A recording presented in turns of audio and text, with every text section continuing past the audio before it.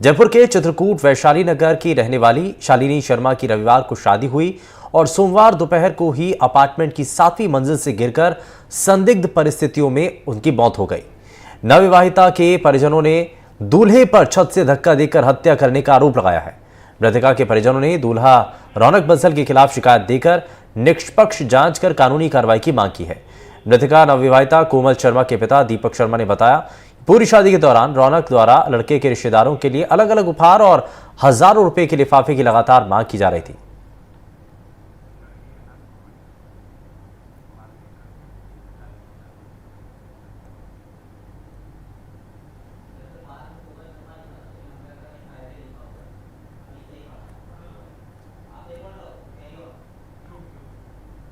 तो आपको बता दें कि जिस तरीके से पूरा मामला सामने आया है, मृतका के परिजन अजमेर पहुंचे और कृष्णगंज थाने में इस दौरान जो पति है उसके खिलाफ रिपोर्ट दर्ज कराई है। वहीं पुलिस ने घटनास्थल से सीसीटीवी फुटेज जब्त किए हैं। वहीं सीओ नॉर्थ रुद्र प्रकाश शर्मा ने घटनास्थल का बारीकी से निरीक्षण किया है। मंगलवार को जिस तरीके से मृतका के शव का मेडिकल बोर्ड से पोस्टमार्टम होगा, वहीं मृतका की बहन भी इस दौरान उसने बताया है कि कभी उनकी बहन आत्महत्या नहीं कर सकती। वो प्राइवेट टीचर थी और महीने के 50,000 रुपये कमाती थी। आखिरी कॉल पर जब बात की गई तो तब बताया था कि रौनक द्वारा किए गए बुरे बर्ताव की जानकारी तक दी गई थी। तो 2 महीने पहले जब कोमल की सगाई रौनक बंसल से हुई थी तो उसके बाद से ही उसके शराबी होने का पता चला था। ये पता चला था कि वो शराब पीता था। हालांकि ये कहा गया था कि शादी के बाद शायद वो सुधर जाएगा, लेकिन फिलहाल इस पूरे मामले को लेकर के सीसीटीवी फुटेज भी सामने आया है और इस पूरे मामले की छानबीन अब की जा रही है।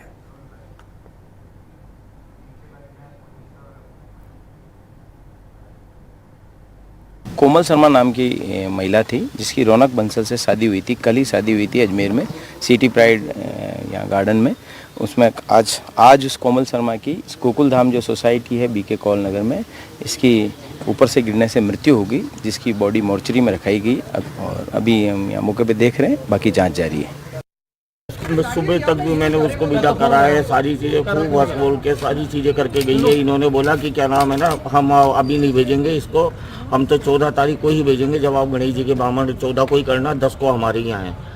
मैंने बोला, मैंने कहा ये बच्चे आ जाएंगे मेरे और इनको आपके गणेश जी के बाद में मैं इनको भेज दूंगा। वो शादी से पहले मांग कर रहे थे। मैं तो इनके ये 10 तारीख के जो गणेश जी के ब्राह्मण थे उसी दिन ले जाना चाहता था। इन्होंने मुझे बोला कि नहीं साहब, हम तो 14 तारीख को ही भेजेंगे और 14 तारीख को दोनों जाएंगे और दोनों वापस आएंगे। किस जगह हुई थी ये बातचीत आप लोगों की? ये मेरी बात हुई थी शादी के उधर, जहाँ शादी हुई थी समारोह। बाकी तो उनके पास तो एक ही चीज़ लग रही थी कि उनको ये देना है, उनको ये देना है, और वो करके मैं उनके लिफाफे बना के मैं तो परेशान हो गया। सुबह से लेकर शाम हो गई है, उनको खुद को भी पता है कितने क्या दिया करा है, वो सारी चीज़ें सामने हैं। कितना डिमांड कितनी उनकी, कोई आपको डिमांड क्या, किसी के अपने जमाइयों के इतने क्या बनाना है, 11,000 का बनाना है, उसका 5100 का बनाना है, उसका उसको भी बनाना है। ऐसे करते करते मेरे से कब 40-50 लिफाफे बनवाए थे। जब तो शादी हुई थी तब से पहले से आपको ये बताया गया था कि हमसे नहीं, वो कुछ पता नहीं था। ये चीज़ तो मेरे को नहीं मालूम था। अगर मेरी बच्ची को भी अगर मालूम होता, इसको बहुत स्ट्रॉन्ग थी, वो खुद ही मना कर दी थी। वो बहुत स्ट्रॉन्ग थी। उसने क्या है कि मेरा पूरा परिवार उसी ने संभाला है। मेरी बच्ची ने बहुत स्ट्रॉन्ग थी, हर चीज़ में बहुत समझदारी थी उसकी। मेरे को नहीं लगता कि वो ये ऐसे इस तरीके की हरकत कर सकती है। मैंने 4-5 दिन पहले ही बोला था, मैंने कहा बेटा मैं इनका वीडियो देख रहा हूँ, ये क्या नाम है ना वाइन पीता है।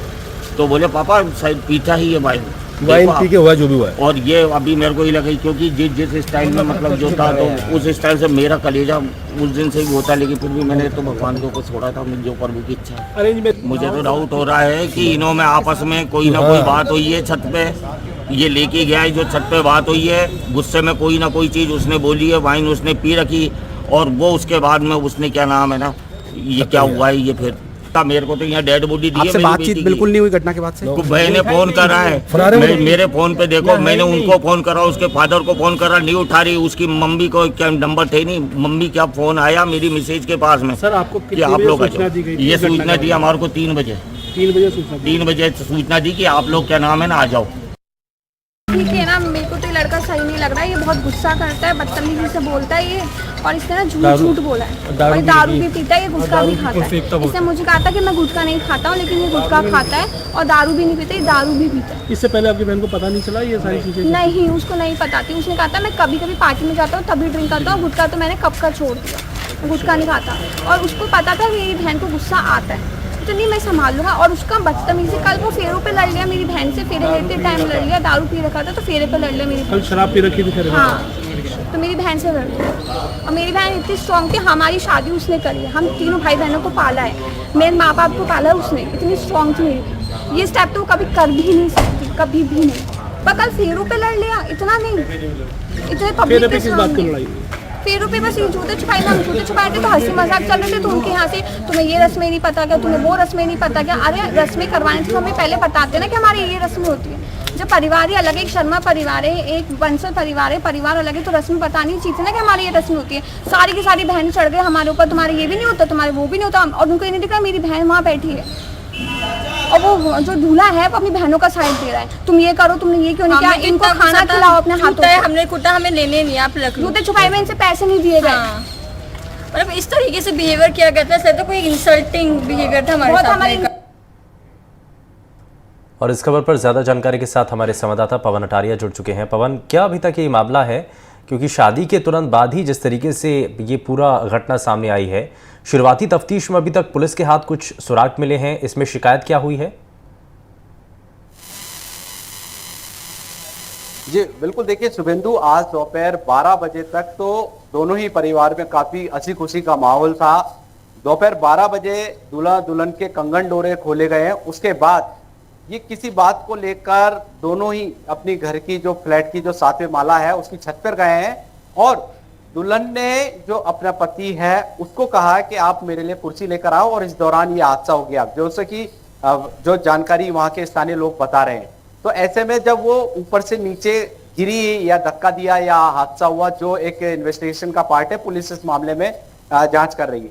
तो दोनों ही परिवारों के बीच में देखिए शादी के दौरान ही विवाद शुरू हो गए थे, और जैसा कि जूते चुराई की बात हुई, दुल्हन की जो बहनें बता रही हैं कि उस दौरान भी जो दूल्हा है रौनक बंसल, वो काफी नाराज हुआ था, और शादी के दौरान भी उसने शराब का नशा किया हुआ था।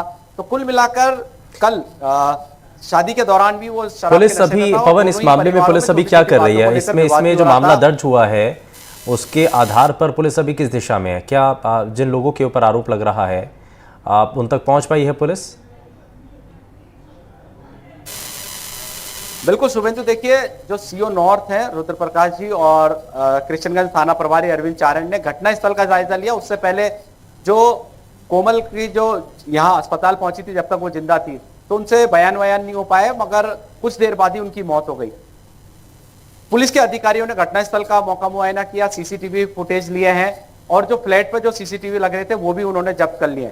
सबसे बड़ी बात, जो रौनक बंसल है वो घटना के कुछ देर तक अस्पताल आया था, उसके बाद से वो गायब हो गया, उनका फोन नहीं लग रहा। तो कहीं ना कहीं ठीक है, यानी कि शक की सुई इस दौरान बिल्कुल उठ रही है, लेकिन पुलिस इस मामले में क्या आगे कदम उठाती है और इसमें क्या सच्चाई निकलती है, क्या वो देखना होगा। लेकिन बहुत शुक्रिया इस पर जानकारी देने के लिए पवन, इस खबर पर जानकारी देने के लिए। लेकिन खबरों में आगे बढ़ते हैं।